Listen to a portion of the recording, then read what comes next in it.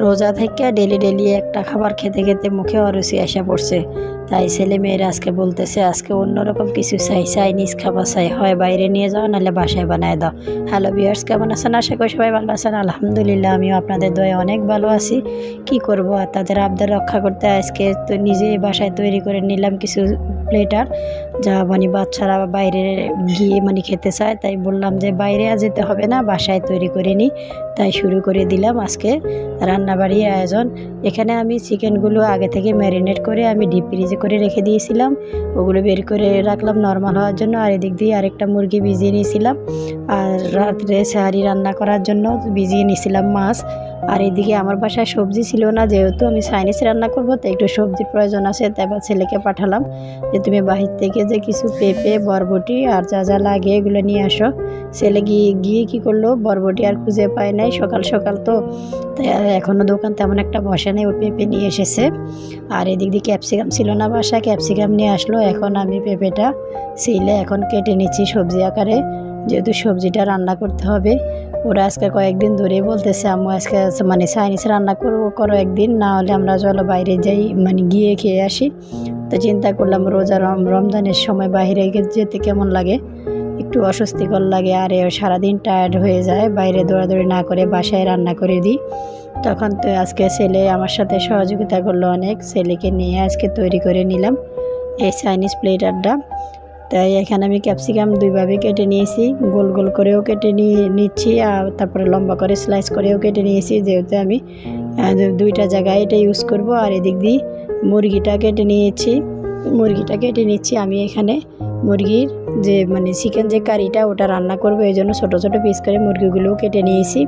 এখন আবার মুরগির কিছু বুকের মাংসগুলো আমি একটু স্লাইস করে কেটে নিব। এখানে আমি চাইনিজ সবজির সাথে দিয়ে দিব। এই সবজিটা সবজির সাথে চিকেনের যে মাংসটা দিলে অনেক খেতে ভালো লাগে, আর এটা বাচ্চারা অনেক পছন্দ করে, এমনকি আমারও খুবই ভালো লাগে এই সবজিটা এভাবে চিকেন দিয়ে রান্না করলে।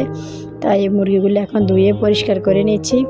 পরিষ্কার করে নেওয়ার পরে এখন আমি এটাকে ম্যারিনেট করে রাখবো। এখানে কিছু আদা রসুনের পেস্ট দিলাম, জিরার পেস্ট দিলাম, তারপর স্বাদ মতো লবণ দিলাম, হালকা একটু হলুদের গুঁড়ো আর একটু মরিচের গুঁড়ো দিলাম, যে হালকা করে একটু মরিচটা একটু বেশি দিয়েছি, একটু ঝাল ঝাল করব একটু ম্যারিনেট করে। আর এখানে কিছু আটার দিয়ে দিলাম, এখানে দিয়ে ভালো করে আমি এটাকে ম্যারিনেট করে কিছুক্ষণ রেখে দিব।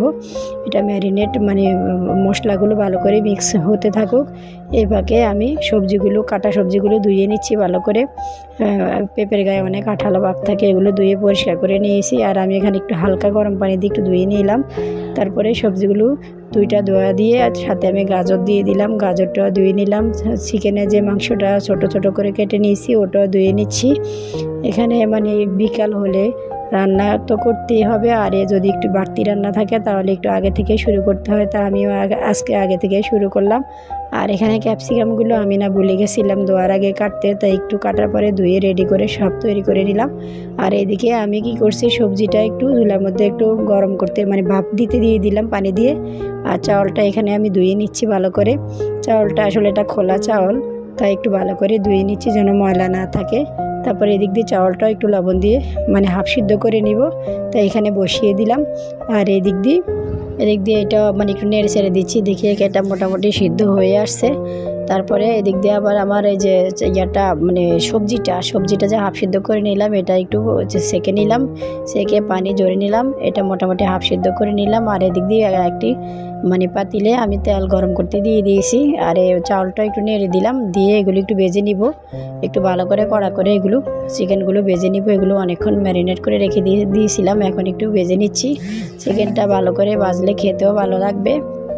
চিকেনগুলো আমার ভাজা প্রায় কমপ্লিট হয়ে আসছে, লাল লাল লাল করে আমি চিকেনগুলো ভেজে নিলাম। আর এদিক দিয়ে আমার চালটাও হাফ সিদ্ধ হয়ে গেল। এখন চালটা ছেঁকে নিব, ছেঁকে নিয়ে পানি ঝরে যাবে, তারপরে এটা রান্না করব। আর এদিক দিয়ে আমার চিকেনগুলো ভাজা কমপ্লিট হয়ে গেছে। আর এখানে আমি এখন একটি প্যানে একটি পাতিলের মধ্যে তেল দিয়ে দুইটা ডিম দিয়ে দিলাম। ডিমগুলো একটু ভেজে রেখে উঠিয়ে রাখবো, যেহেতু আমি রাইস রান্না করব, ফ্রাইড রাইসটা। আর এখানে ফ্রাইড রাইসটা আমি রান্না করতে বেশি যে ইনস্ট্রুমেন্টগুলো বেশি জিনিসপত্র দিব না, একবারে খুব কম উপাদানে আমি এটা রান্না করব, যেহেতু আমার বাসায়ও তেমন একটা সবজি নেই। আর এখন দোকানও বন্ধ ছিল, তাই আনতে পারিনি। তো আমি শুধু ক্যাপসিকাম আর একটু পেঁয়াজ দিয়ে আর একটু চিকেন দিয়ে ফ্রাইড রাইসটা রান্না করতেছি। এখানে তারপর এইভাবে রান্না করলেও খারাপ লাগে না, খেতে খুবই ভালো লাগে। এখন চালগুলো দিয়ে ভালো করে এটাকে মিক্স করে নিলাম, আর এখানে ডিমগুলো উপর দিয়ে ছড়িয়ে দিলাম। ছড়িয়ে দেওয়ার পরে এখন এটাকে আমি কিছুক্ষণ ভাপে রাখবো ঢাকনা দিয়ে, তখন একদম ফুল সিদ্ধ হয়ে যাবে। দিয়ে আবার একটু নেড়ে ছেড়ে নেব। আমার ফ্রাইড রাইসটা প্রায় কমপ্লিট হয়ে আসছে, আর এত সুন্দর একটা স্মেল এসেছে কি বলবো, মানে খুবই সুন্দর একটা স্মেল এসেছে। আর এদিক দিয়ে আমার চিকেনগুলো আমি দেখতেছি ছুটছে কিনা, দেখি না মোটামুটি আলগা হয়ে গেছে। তাই আমি কয়েক পিস চিকেন নিয়ে নিলাম, নিয়ে এখন আমি চিকেনগুলো ভালো করে একটু ভেজে নিচ্ছি এক এক করে। আর এদিক দিয়ে চিকেনটা ভাজতে দিয়ে একটু ঘরে আসলাম, আর দেখে যায় কি অবস্থা, চিকেনগুলো একটু বেশি লাল হয়ে গেছে। এখন পরেরগুলো আবার দিয়ে ওখানে দাঁড়িয়েছিলাম, দাঁড়িয়ে চিকেনগুলো এখন ভাজতেছি যেন আর দ্বিতীয়বার এ ভুল না হয়।